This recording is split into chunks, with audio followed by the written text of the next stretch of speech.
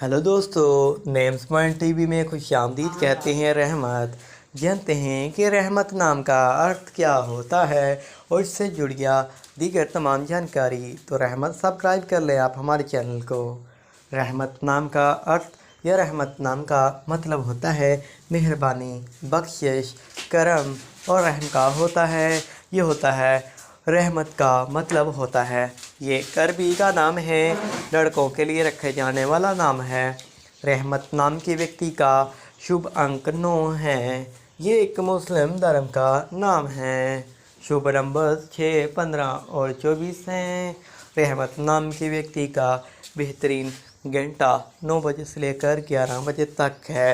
सुंदरता वाले दिन मंगल, जुम्मा और सोमवार हैं। इस नाम के व्यक्ति बहुत ही ज़्यादा सुंदर होते हैं। जितनी तारीफ की जाए इनकी क्या होती है, प्यारे होते हैं।